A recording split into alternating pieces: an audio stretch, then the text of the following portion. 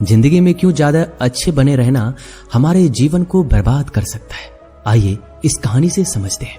बात उस समय की है जब गुरुकुल में शिक्षाएं हुआ करती थी, अर्थात सारे ही बच्चे गुरुकुल में शिक्षा पाने के लिए जाते थे, वहीं पर रहते थे, वहीं पर प्रगति का आनंद लेते थे और पूरी जिंदगी वहीं पर अपनी शिक्षाएं ग्रहण करते थे। ऐसे ही एक गांव से मोहन नाम का युवक गुरुकुल में पढ़ाई करने के लिए जाता है। उसके माता पिता बचपन से ही उसे गुरुकुल में पढ़ाई के लिए भेज देते हैं। गुरुकुल जाने के बाद वह अपने सहपाठियों के साथ बहुत सालों तक बहुत अच्छी शिक्षाएं ग्रहण करता है। उसे वहां पर जीवन के सिद्धांत सिखाए जाते हैं। उनमें से एक सिद्धांत ये सिखाया जाता है कि हमेशा भलाई का काम करो, अच्छा काम करो, सबकी मदद करो। यही ज्ञान मोहन के दिमाग में बहुत अच्छे से बैठ गया था। इसलिए जब वह वापस गुरुकुल से शिक्षा ग्रहण करके आया तब वह अपने गांव में सबकी मदद करता था, हर किसी का काम कर देता था। कोई भी युवक उससे कोई भी काम करने के लिए कहता तो वो मना नहीं करता था।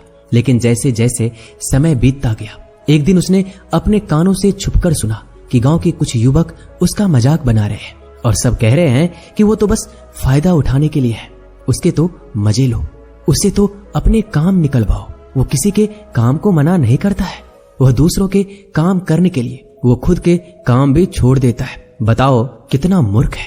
ये सारी बातें सुनने के बाद मोहन के कान में खून उतर आया। वह निस्वार्थ रूप से सबकी मदद करता था, सच्चे दिल से करता था, लेकिन बदले में उसे क्या मिला यह सुनकर उसका दिल सहम गया। उसने मन ही मन में निश्चय किया कि आज के बाद वह किसी की भी मदद नहीं करेगा।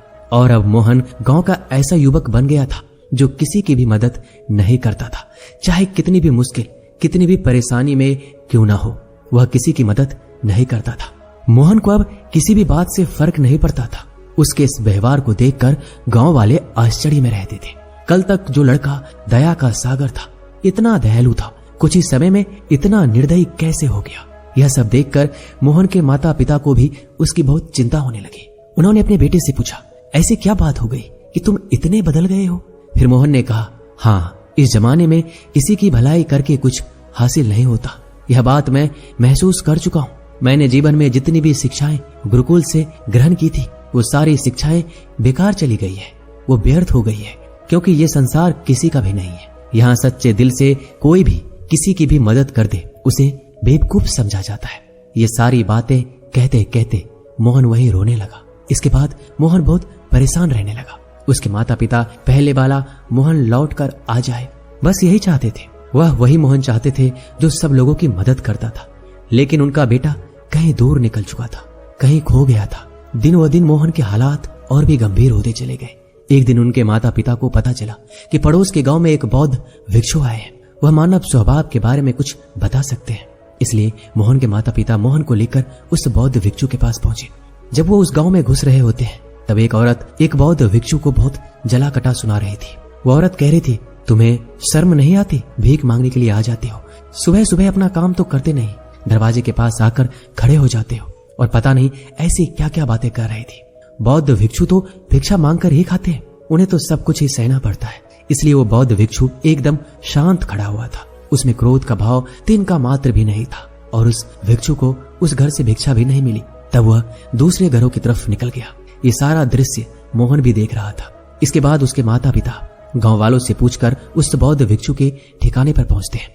वहां पहुंचकर वो देखते हैं ये वही बौद्ध भिक्षु था जो गांव में भिक्षा मांगकर वापस आ गया था, जिसे वो औरत जली कटी सुना रही थी। उनके पास जाने के बाद मोहन और उसके माता पिता ने उन्हें प्रणाम किया और वहीं पर बैठ गए। इसके बाद मोहन के माता पिता ने सारी परिस्थितियां उस बौद्ध भिक्षु के सामने बयां कर दी। उन्होंने अपने बेटे का जिक्र करते हुए बताया, यह हमारा बेटा पहले दयालु हुआ करता था, सबकी मदद करता था, लेकिन अचानक पता नहीं इसके जीवन में क्या हो गया। अब यह किसी की मदद नहीं करता। इसके सामने अगर कोई व्यक्ति मर भी क्यों ना रहा हो, उसे यह पानी तक ना पिलाए, ऐसा स्वभाव हो गया है। हम ये समझ नहीं पा रहे हैं ये बदलाव अचानक से हुआ कैसे। इससे पहले कि बौद्ध भिक्षु कोई जवाब देता, वो औरत जो उस गांव में भिक्षु को जली कटी सुना रही थी, वह अपने बेटे को लेकर वहीं पर पहुंच गई और हाथ जोड़कर उस भिक्षु से प्रार्थना करने लगी कि मेरा बेटा बहुत बीमार है, अचानक इसे बुखार आया है और गांव के लोगों ने बताया कि आप ही इसकी मदद कर सकते हैं, कृपया मेरे बेटे को बचा लीजिए। यह सुनकर तुरंत वह बौद्ध भिक्षु उसके उपचार में लग गया। कुछ ही देर बाद औषधि देने के बाद वह बच्चा एकदम स्वस्थ हो जाता है। यह सब देखकर वो औरत उस भिक्षु को कुछ भिक्षा देकर प्रणाम करके वापस चली जाती है।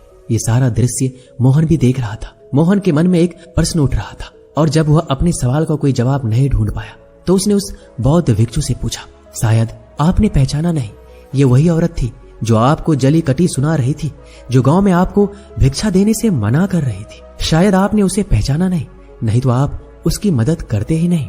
मोहन की बातें सुनकर बौद्ध भिक्षु मुस्कुराने लगते हैं और कहते हैं, दूसरों की अच्छे करने से कुछ अवस्थाओं में दुख प्राप्त होता है, लेकिन अगर तुम कर्मों का सिद्धांत समझ लेते हो तो अच्छाई और बुराई, इसके सारे भेद तुम्हारे सामने उजागर हो जाएंगे।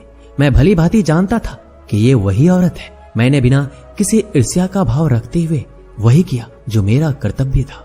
जीवन में जब आप किसी की भलाई, किसी की अच्छाई बिना किसी लालच के करते हो, तो जीवन में आप किसी की भलाई, किसी की अच्छाई बिना किसी लालच के करते हो, बिना किसी बदले के करते हो, वही अच्छाई होती है। लेकिन अक्सर हम लोग जब किसी की मदद करते हैं तो हमारे मन में यही भावना बन जाती है कि बदले में वो इंसान भी हमारी मदद करे, लेकिन जरूरत पड़ने पर जब वह व्यक्ति हमारी सहायता नहीं करता तो हमें दुख पहुंचता है। इसलिए किसी भी इंसान के साथ बिना कुछ पाने के भाव से उसकी मदद करो और उतना ही भलाई करो जितना कि तुम्हारा सामर्थ्य हो, यानी आपके आर्थिक और शारीरिक क्षमता के हिसाब से किसी की मदद करो, ताकि कल को अगर वो इंसान आपके साथ बुरा व्यवहार भी करे तो तुम्हें कोई भी उसका खेद ना हो, उसका पश्चाताप ना हो कि मैंने तो इसके लिए इतना कुछ किया था और ये अब मेरे साथ ऐसा व्यवहार कर रहा है। इसलिए किसी का इतना ही भला करो जिससे तुम आहत ना हो। दूसरी बात, किसी दूसरे परिवार के झगड़े के बीच कभी मत पड़ना।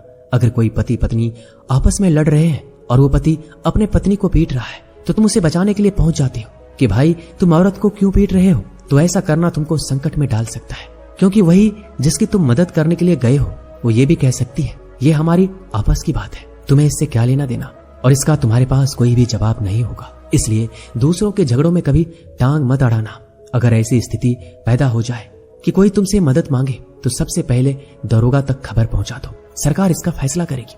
तीसरी बात, अपने विवेक का इस्तेमाल करो। अपनी आंखें खोलकर देखो कि इसे वास्तविक रूप में मदद की जरूरत है और कौन ढोंग कर रहा है, क्योंकि अक्सर लोग दया का पात्र होने का दिखावा करके आपको बेवकूफ बनाकर आपसे मदद ले लेते हैं। जैसे कि आज के युग में हम बहुत सारी जगहों पर ऐसा देखते हैं। बस अड्डों पर, रेलवे स्टेशन पर बहुत सारे छोटे छोटे बच्चे भीख मांगते रहते हैं। उसमें दो स्थितियां पैदा हो जाती है। अगर आप उन्हें भीख देते हैं तो आप भीख मांगने को बढ़ावा देते हैं। अगर आप भीख नहीं देते हो तो बच्चा आज शायद खाना भी ना खा पाए। इसलिए आपको ऐसी स्थितियों में अपने विवेक का इस्तेमाल करना चाहिए। आप उन्हें पैसे देने के बजाय उन्हें खाना खिला सकते हैं या कुछ किताबें दिला सकते हो। इसलिए सही तरीके से मदद करने के लिए विवेक का होना भी बहुत जरूरी है, वरना आपके धन का दुरुपयोग हो सकता है। और एक बात जो आपको हमेशा समझनी चाहिए, अगर आप किसी का भलाई करना चाहते हो तो पहले खुद का भला करो, क्योंकि अगर तुम अपने आप की भलाई नहीं कर सके, अपने आप को अच्छे से नहीं रख सके, तो जमाने के लोगों को कैसे अच्छा रखोगे। इसलिए कहीं आपने अपने मन में ये भ्रम तो नहीं बना रखा है कि मैं तो अच्छा इंसान हूं, मैं दूसरों की मदद करता हूं, और वह तुम्हारा अहंकार का रूप है। इसलिए जीवन कभी भी परफेक्ट या पूर्ण नहीं हो सकता। हम हमेशा अपने जीवन में परफेक्शन पाने की कोशिश में रहते हैं। इसलिए दूसरों को बदलने की